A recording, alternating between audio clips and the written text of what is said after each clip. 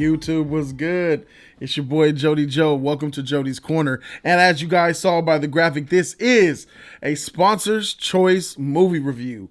This movie review is brought to you by the sponsors. That's who you have to thank for this. I am so thankful for them. The sponsors of Tier 1, the members. You click down there below down there, there's a join button on my page. You click that page, you can subscribe to be a member for a specific tier. I have 4 tiers. Tier number 1 is the highest tier. And those are the ones. Tier 2 is the second to highest tier. And Tier 2 are the ones who get to choose 2 movie reviews per month for me to watch and review on Jody's Corner. So shout out to Tier 2 for making this sheet pop off. Thank you so very much. You have them to thank for this. Thank you guys for being here. I am Jody Joe, and we're going to get into a movie review for you. Saw it. The title is there. It is The Shawshank Redemption, ladies and gentlemen. The Shawshank Redemption. Stephen King's greatest IP. And hands down. The greatest Stephen King adaptation. Hands down. This is a film that's based on a white man and a black man who share a commonality of prison, and it shows the journey and and the bond between two brothers who love each other, two friends who love each other, and go through and experience what it's like to live in a very common place. That common, dark, depressing place being prison. Finding the hope in the most depressing, dark situation possible. That's what Shawshank Redemption is. This is going to be riddled with spoilers, I guess. I'm going to be talking about certain things. So naturally, if you haven't seen The Shawshank Redemption, I'm not mad at you. I forgive you. You should probably turn this review off, turn off your YouTube, and go witness one of the greatest movies ever made. Ever made. Period. This is on my top 3 greatest movies of all time. If if I'm stranded on an island, I could only take 3 movies with me. This is one of them. The Shawshank Redemption is one of them. So go watch it, come back and enjoy this movie review. So this movie follows a man named Andy Dufresne, a banker from Portland, Oregon, who the movie opens up with him getting drunk in a car, you know what I'm saying, because he understands that his wife has been cheating on him. He found out his wife is cheating on him. He went to the wife's boyfriend's house, and the wife's boyfriend is a pro golfer, flashy boy with a lot of money, and he knows that they're inside this house, and he's drinking this bottle, he's drinking on this bourbon, and he's getting really drunk, and he has a gun with him, a pistol with him, where he's contemplating murdering them. He's contemplating murdering his wife and his wife's lover. But he doesn't. What he does is he goes back and he goes home and sleeps it off. But it shows this trial. It opens up with this trial scene. And this trial scene, while very brief, is extremely powerful, man. The trial scene it shows just how guilty Andy Dufresne looked. He looked so guilty based on the circumstantial and hard evidence that was put against him. So here's a man that us, the viewer, know is innocent. But God dang it, don't the defense have doesn't the prosecution have a good case, right? So you mean tell me, so Andy, you have this gun, 38 caliber, which are the same bullets that were found on the ground in the crime scene. Your lover that you found out, you admit you drove to their house, you admit you got drunk, we found the bottle and the bullets on the ground with your fingerprints. The same type of bullets that were murdered, that were used to kill both of them, were the same caliber 38 of the gun you have that you say you threw in the river that we couldn't find for 3 days. And he was like, oh, that's one real coincidence. That's really not coincidence. That's really what is the word he used? Convenient. That's really convenient. And then Andy has this, the type of person Andy Dufresne is, he's an anal, proper, stuck up type of dude. That's the vibe he gives off. He's not that, but that's the vibe he gives off. But what he is a little weird. Andy Dufresne is a weird type of character. He's a dude who thinks differently. He's really smart and he's cerebral. So any normal person looking at him from the outside could be like, this fool's a weirdo, or this fool is crazy, or in the court of law, this fool was a cold psychopathic murderer. And that's what the judge said. He said, you strike me as a very icy and chilly cold, man, Dufresne. It ices my blood just the sight of you. So I give you 2 life sentences, 1 for each of your victims. And he ends up going, and then we get the next scene where he shows up to Shawshank for the first time. Here's this man, this investment banker, this vice president of the entire branch at a very young age, coming off of this bus. And at this moment, you're starting to hear the score play. There's this beautiful score that's riddled throughout this movie. This sad, yet at the same time hopeful score. The score of Shawshank is so special, and it's so precise. It's epic, and it's beautiful. And the number one word to describe it is, it's very fitting to the film. You're in prison. You have all these bad things happening, but you still always have that hope that lives within Andy Dufresne. And the score is the perfect match for this movie. So Andy Dufresne gets off the bus, and you're seeing the prisoners cast votes.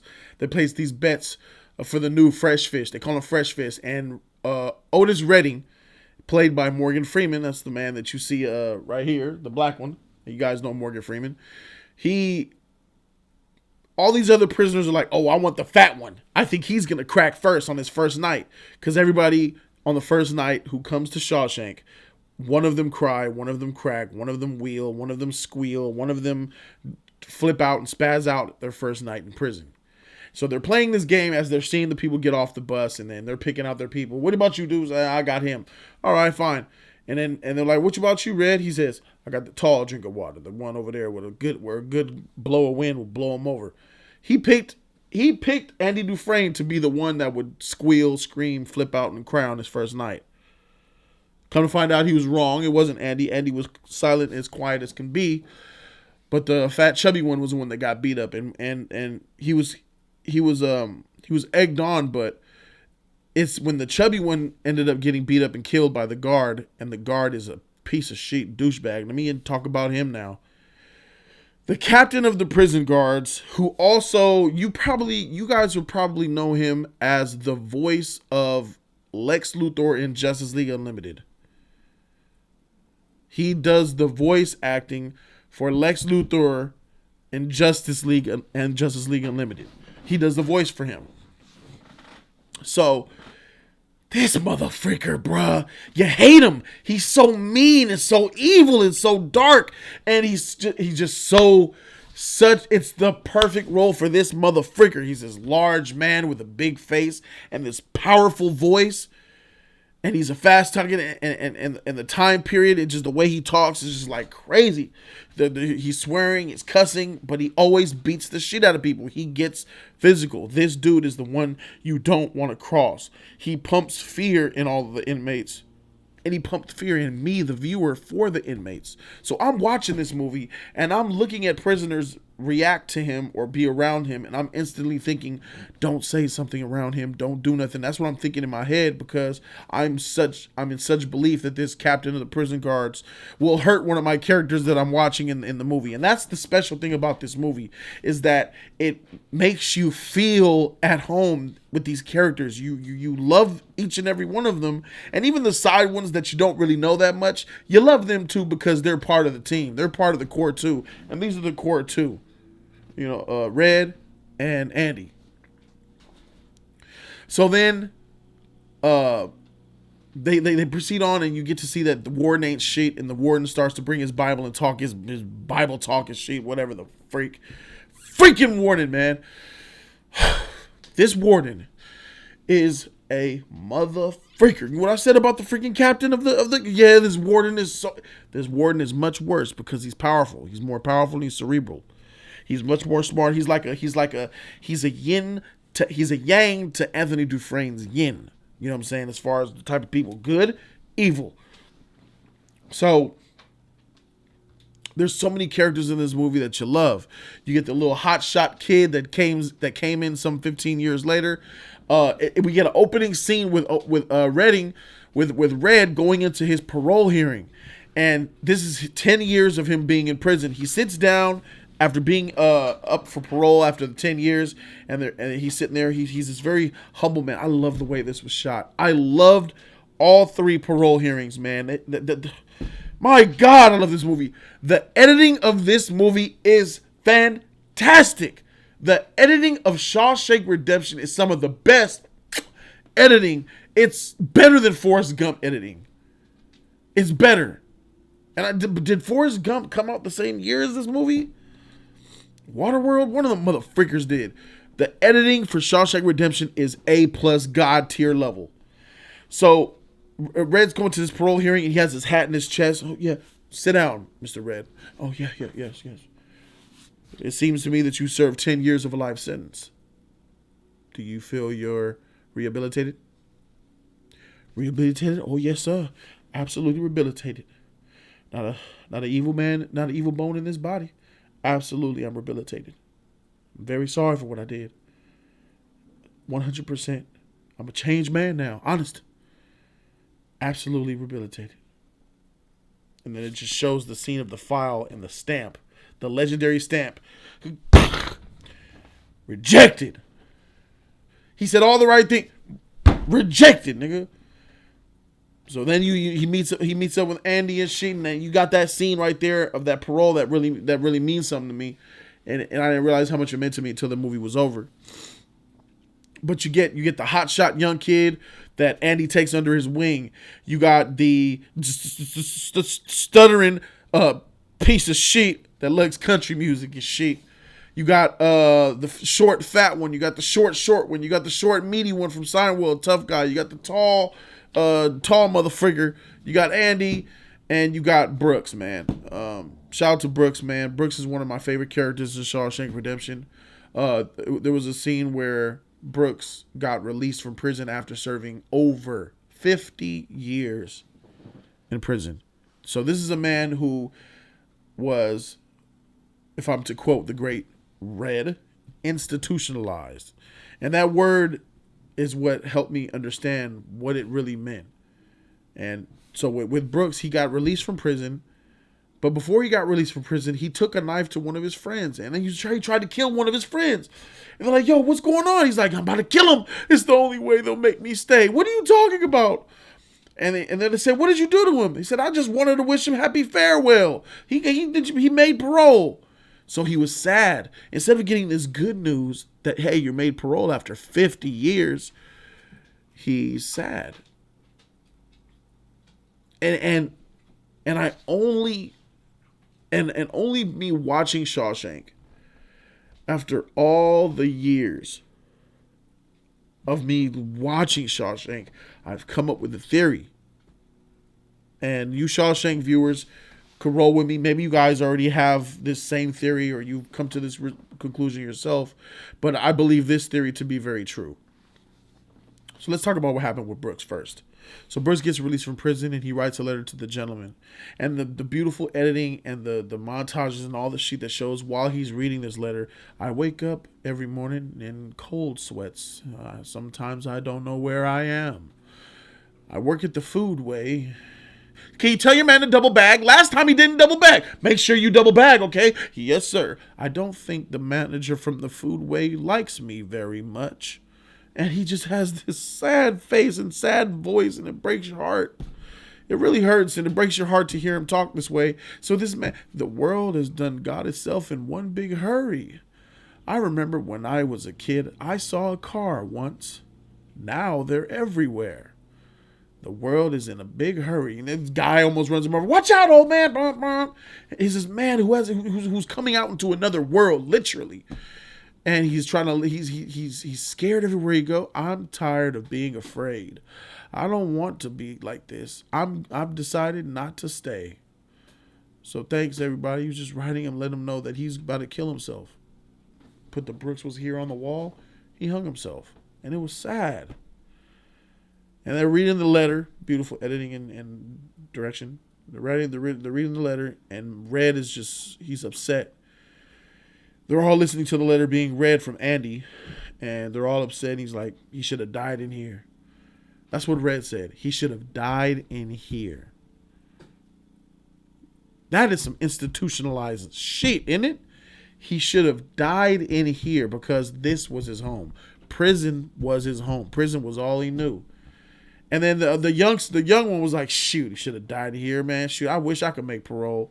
He was going crazy like that. He said, yeah, we'll see how you... This man had been in here for 50 years.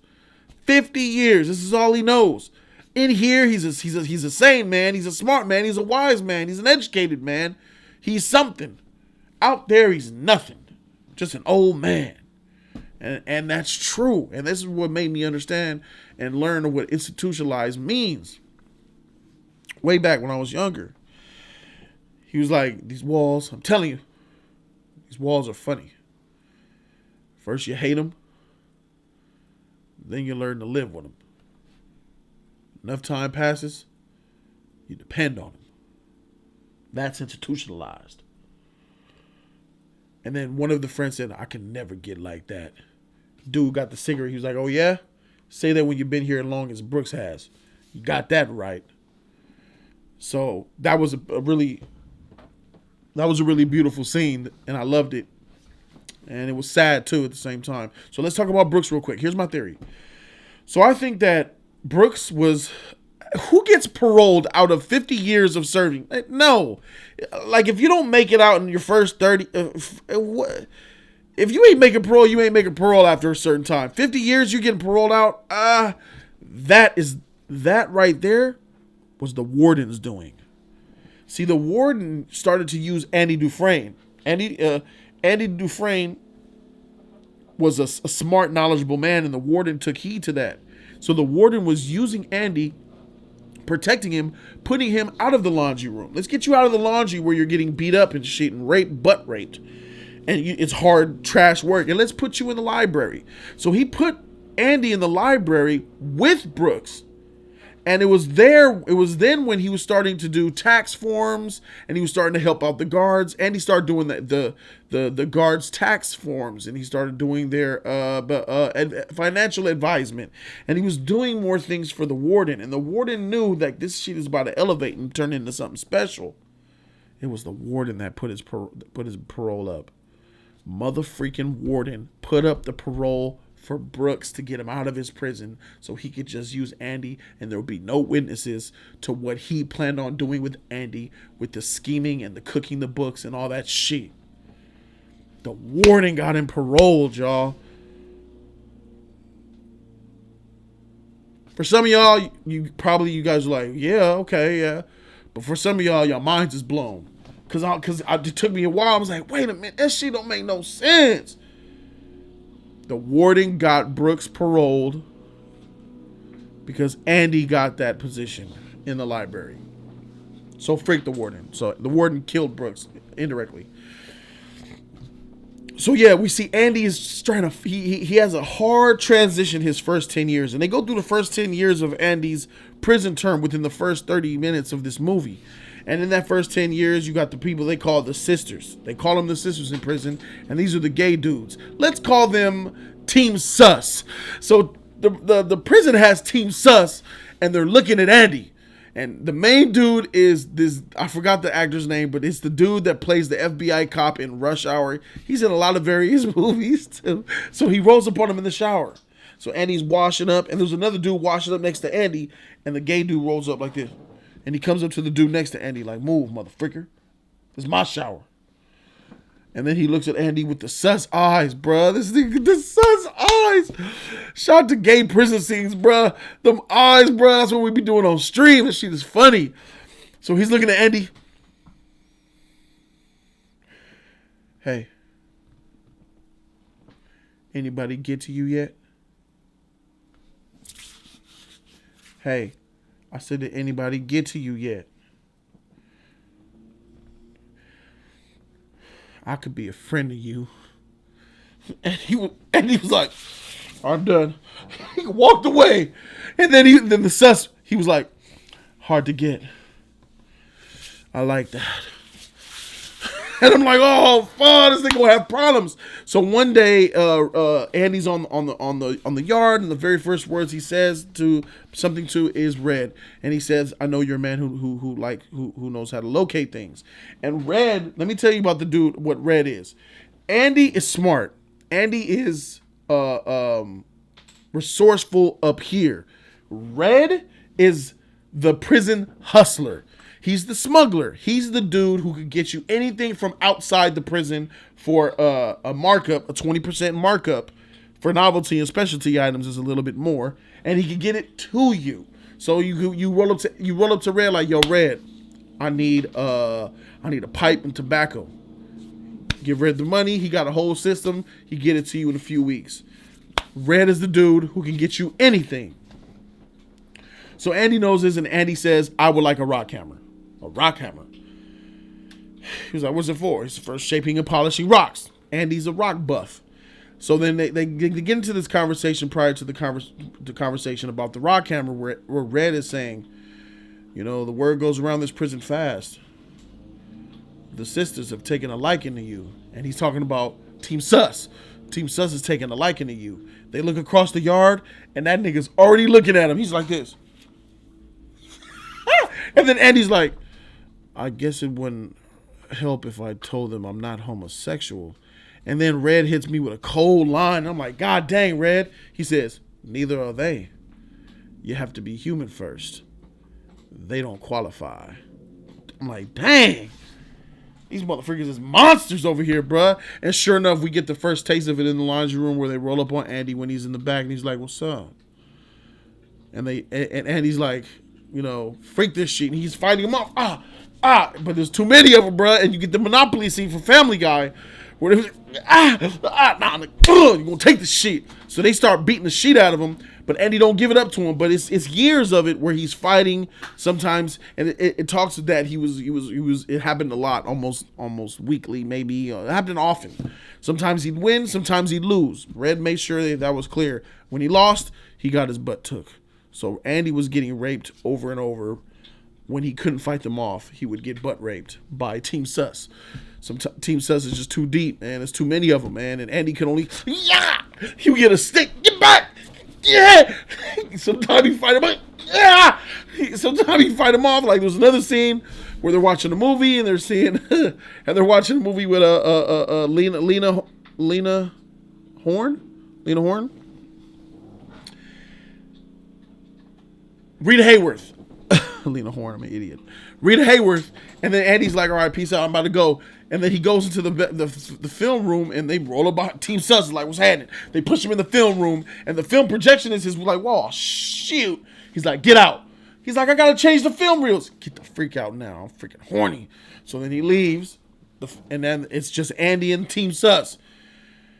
And they start to tune him up a little bit, hit him with some jabs, and Andy's like, no. Before that, this is what lets you know that Andy's been just accustomed to this shit.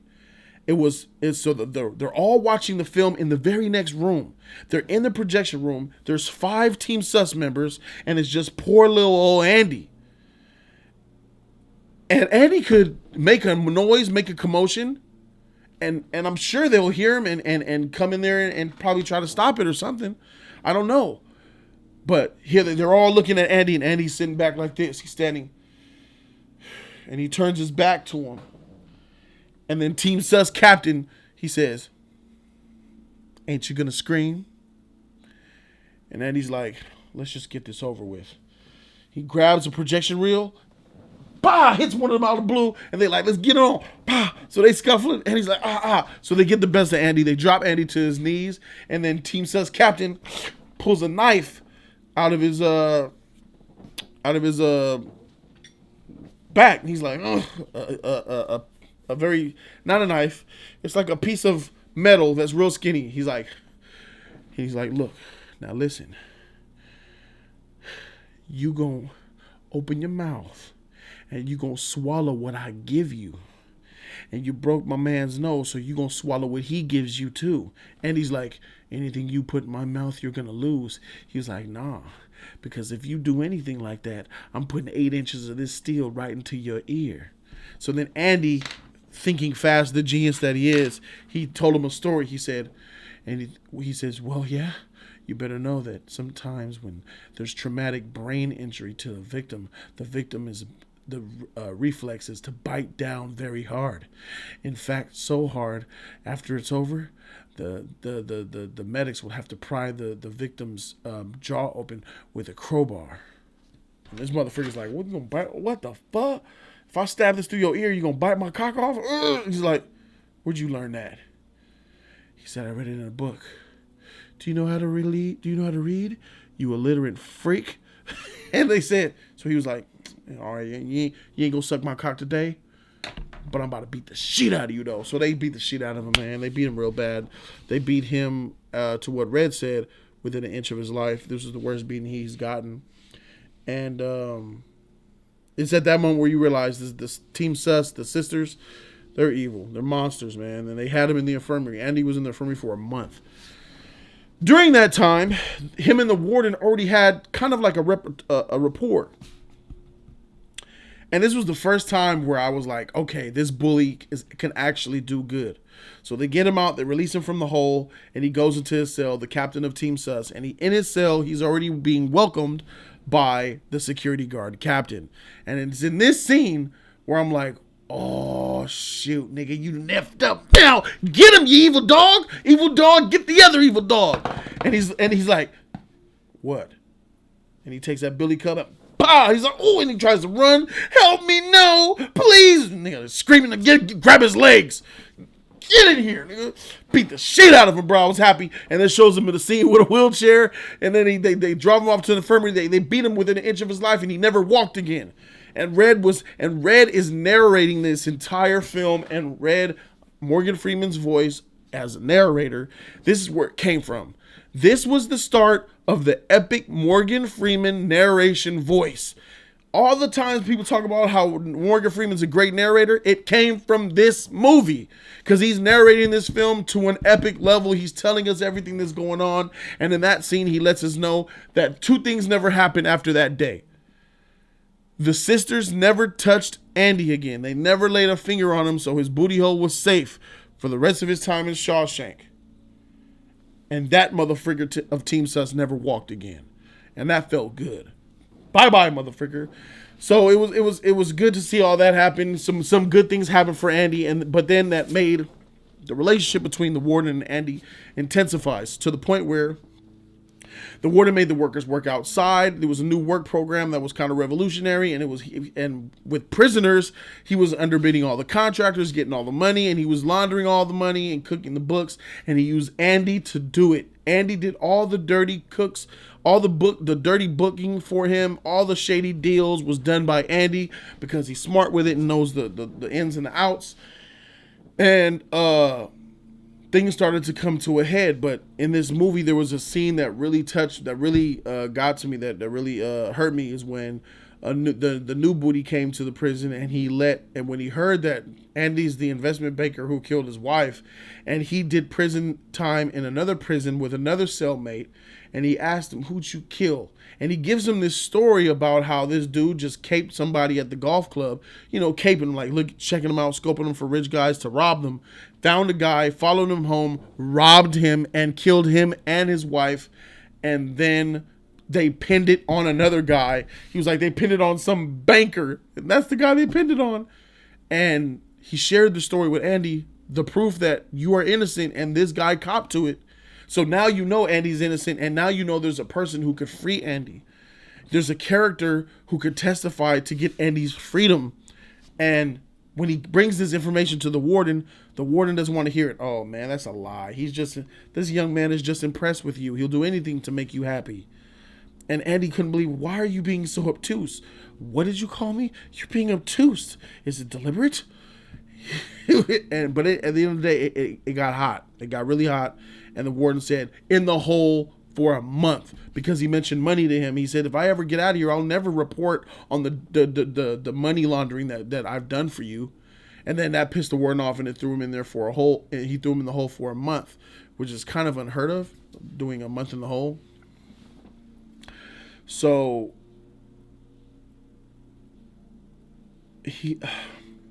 the scene comes where the warden investigates. He's scared like a motherfucker because he's like, okay, so if this goes through, I'm gonna lose my number one prisoner who does all these shady deals for me, and I'm freaked that. So he goes to the young kid. He takes him outside the prison walls, has a smoke with him, asks him questions to make sure. In this scene, he asked him this series of questions to make sure. He even said, if I'm to move forward with this, I need to be absolutely clear. Do you swear on God's holy word, the Bible, that if you're called upon, you will testify in open court? And then he made the mistake. He said, given that chance, just give me that chance. That's what I thought. And then he steps back and he looks up to the guard. Guard shoots him twice, kills him. The warden got him killed because he knew that if he testifies and if it goes somewhere, Andy will be free and the warden will no longer have somebody to get him his money. And it's just hopelessness. It's just hope. The hope of Andy took a really big hit after that moment. Doing a month in the hole and being all sad. That's what made Andy decide it's time to get the frick up out of here. And there was a conversation that him and Red had about hope. And Red was like, hope is a dangerous thing. You better stop doing that. Don't freaking do that shit. Ain't no such thing as no hope. And at this moment, we're having the 20-year parole hearing. So now we got Red up. It's been another 10 years that went by. So now Red is here for his 20-year parole hearing. And he walks in humble. Come in. Take a seat. Okay, yeah. Says here you served 20 years of a life sentence. Do you feel you've been rehabilitated? Rehabilitated? Absolutely. Absolutely rehabilitated. Not a day goes by that I don't regret what I did. I'm a changed man. I'm very sorry for it, honestly. Absolutely rehabilitated. Then it shows that file again with the stamp. Rejected. Oh, he's saying all the right things. Rejected.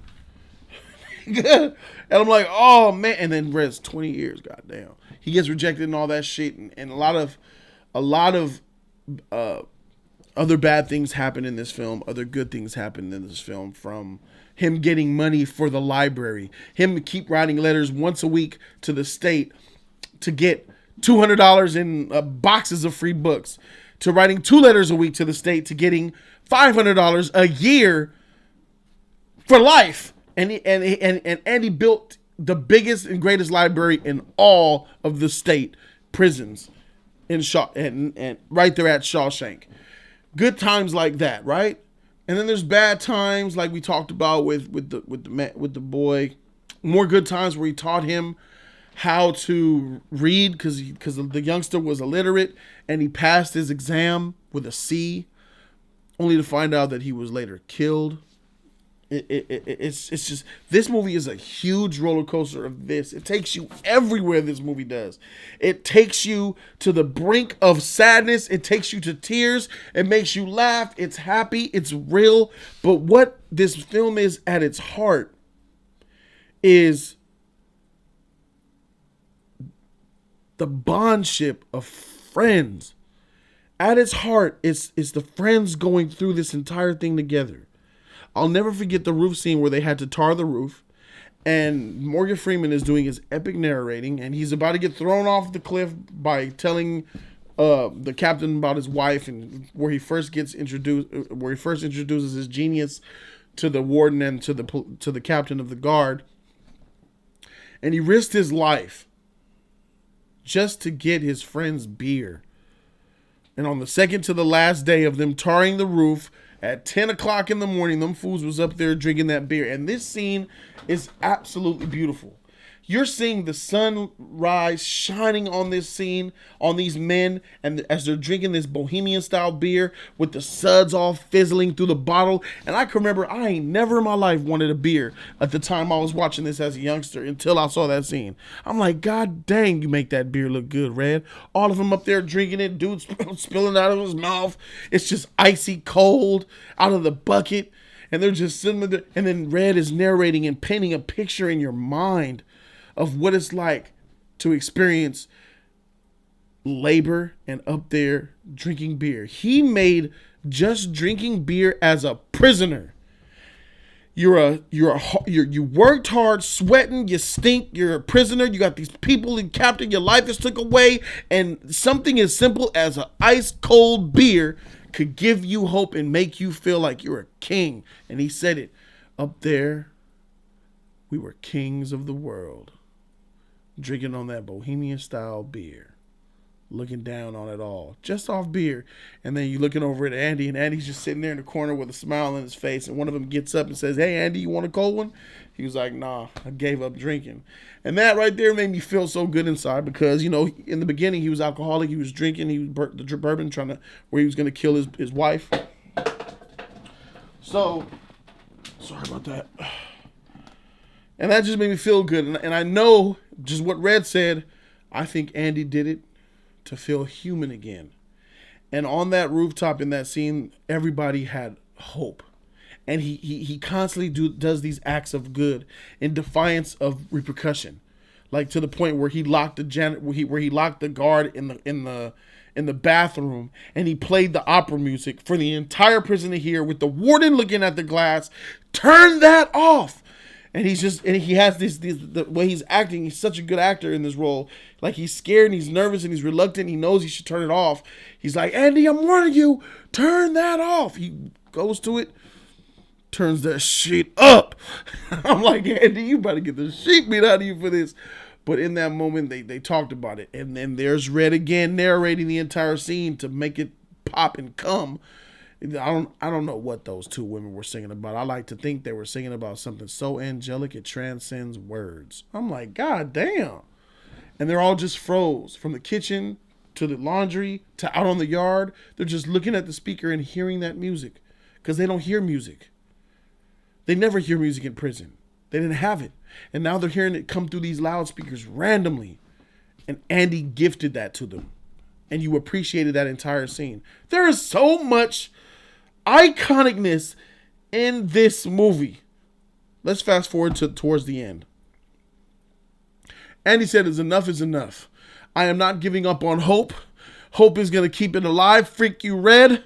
And then he was on suicide watch, because Red thought Andy was going to kill himself, because he asked for a length of rope earlier, and then Red found out about the rope. And then and he said, I remember when Red says that night after lockout is when he thought Andy was going to hang himself. He said, that was the longest night of my life, wondering if staying up all night to hear if Andy was going to kill himself. And the Shawshank doors open, and we, the viewer, are like, oh no, we're just as blindfolded. And then the cell door opened in the morning. Red looks over, no Andy. Dufresne, you better be dead, or you better be sick or dead up there. He goes in the cell, gone. The cell is empty. Where the freak is Andy? Andy's not there. Because in the hours before leading up to the scene, Andy planned his escape through that Rita Hayworth poster. He used the poster to cover up the hole in the wall with the chip axe for 15 years, I believe. For about 15 years, he was chipping off the wall, slowly and surely digging a tunnel right out of Shawshank. And it showed the journey of him digging the tunnel, using the length of rope to have the books in the plastic, had the shoes, crawling in there. You get the thunder rocking, and then he had to crawl through sewage, feces. He crawled through 300 yards. I believe it was 300 yards of doo-doo juice sewer water into the lake. And he was free. That's where you get this scene right here from, where he's in the rain, free, and it feels so good to see him out there. He escaped. I'm like, oh my god! And then you see how it unfolds. The warden opens up his freaking thing, and he sees dirty shoes, and he has the Bible scripture there, and he tells the warden, "Yeah, I got you, nigga," because Andy went to the banks. He went to the press, sent the books and receipts all in through there, and the next thing you know, the police are coming to the prison because the word is out. The warden is crooked. They printed the paper, corruption at Shawshank, and the guard captain was outside, and the police arrested him. That was good to see. My problem is, I wanted to see more from him. I wanted to see them linger on that scene more to see what happened to the guard captain. I wanted him to suffer more, to cry. I wanted to see more of his stress. That's probably the only thing I wanted more of. And then the warden, instead of going peacefully, the warden took a gun and blew his brains out because rather than go to prison and jail, he'd rather kill himself. And that's exactly what the freak he did. But Andy told Red a story the night before he left Shawshank about somewhere in Texas along a farm, along a stone line wall gate near a tree. There's a rock along this fence, this wall of stone that has no business being there. Under the rock, there's a box. And what's in that box, I want you to find, Red. And I want you to take that whenever you get out of here. You let them know that. Zihuatanejo is a place that Andy told Red he wanted to visit. Red gets parole. For the third time, Red goes to his parole hearing. Now we're getting the 40-year parole hearing. Come in. And then Red, off top, it shows the camera. Red like this, like, man, this is some bullshit. On the look on his face, like, man, please sit down. Red sits down. Seems to me that you served 40 years of a life sentence. Would you consider yourself rehabilitated? And then you got Red in the chair. Rehabilitated. Well, I got to say, I have no idea what that word means. It means you're sorry. And I know. And then Red interrupts him. I know what you think it means. To me, it's just a made-up word. So people like you could come here and have a job. You could wear your fancy suits and your nice ties and cast judgment on people. What do you really want to know? Am I sorry for what I did? And the pro, are you? And then Red, it's not a day goes by where I don't regret what I did. I wish I could go back, but I can't. I just wanted to go back to my old self and talk to him. Tell him how the way things are, how they should be. That was a long time ago, and all you have here is an old man. So you could write up your fancy workboard, stomp your letters, and blah, blah. And you could write your fancy words, stomp your letters, and stop wasting my time. Because honestly, I don't give a shit. That nigga Red told him off, bruh. And then it shows the scene of the file. Approved. Green, motherfucker. Oh, and it's genius. It's not for comedic purposes because all the time Red would come in here. Yeah, I'm sorry. Absolutely rehabilitated. He was like a prisoner. He was still speaking like a prisoner when he's like, yeah, I'm absolutely rehabilitated. I'm very sorry for what I did. And they're like, man, you just saying shit to get out. You know what I'm saying? They didn't really buy like you're not, because in real society, people don't act that way. You feel me?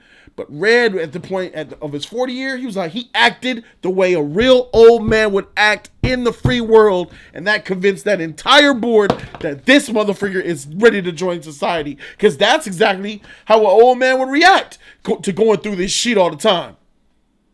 Approved! That shit was lit, bruh. So then Red goes, he lives the same thing that Brooks has. He said, I'm out of here. He writes the boys a letter, and it redoes that whole Brooks shit in the masterful writing. God dang it, this movie's freaking good. The masterful writing, the masterful script, directing, all that shit is freaking fantastic in this movie. He leaves, he said, nigga, I'm breaking my parole. I'm about to leave. They ain't gonna be looking for me, I'm old.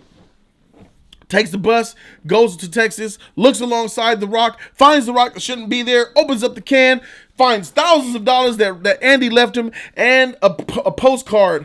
And it says, "Hey, dear friend, if you've come this far, I wonder if you'd like to come, if you're willing to come a little further. You remember that city I told you about? Zihuatanejo. Come on and meet me, friend." And then it shows this scene of Andy sitting on a boat, buffing a boat out. And you see, and he shows a scene of Red on the Greyhound bus, and he's narrating again.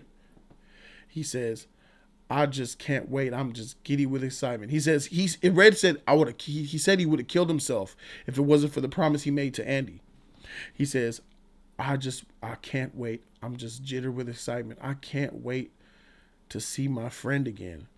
I hope the ocean is as blue as it is in my dreams. I just can't wait to see my friend Andy." And then Andy's buffing that boat, and you got Red on the beach with his suit, and then Andy's looking, and then the camera pans out, and it's panning out, and it shows them unite, plays the score, and it's just freaking just beautiful to watch. That makes me cry a lot when I watch that. Even to this day, I get choked up and I get emotional thinking about that. Like, just how innocent and pure that shit is, man. That's why our society is trash, bro. Like, where black and white can't really get along because there's just so much bias that people think about that keeps us away from each other. Freaking Red and Andy, a black and a white man, they're just men. They're brothers, friends, bro. The true bondship of two men. It's a love story is what it is. Yeah, you goddamn straight. It's a true, pure love story between two men in the broest way, realest way possible, bro. And that's exactly what the Shawshank Redemption is, man. Between the masterclass writing, between the awesome direction, the great character performances, the acting out of this world, everything just works in this motherfucking movie. From head to toe, this is dang near as close as you can get to a perfect movie. That's what the Shawshank Redemption is, and that's exactly why the Shawshank Redemption gets an A+. Perfect. You win. Perfect. Perfect. A+. If there's something higher than A+, it gets that, bruh. Watch the Shawshank Redemption. Don't glance at the Shawshank Redemption. Don't turn it on your TV don't turn it on your TV and eat. Don't turn on your TV and walk around the house and clean. Come in and out the room trying to listen to it. Don't pay attention. Sit your butt down. Put Shawshank Redemption on. Press play and sit there for the 2.5 hours and focus on that shit. Take it in. Watch this movie. Shout out to the Tier 2 sponsors for being a member. Click down below, become a member. Cast your vote for a film you want me to see. Memberships is the end game of Jody's Corner next to the donations who keep me alive. Thank you all so very much. Show me love. Thank you guys. Click down there. Remember, be a member. It's a white button with blue words that says join. Click that and check out the tiers and see the perks that you guys can get. Thank you so very much for watching, ladies and gentlemen. I'm Jody Joe, and I'm out this thing, man. Deuces.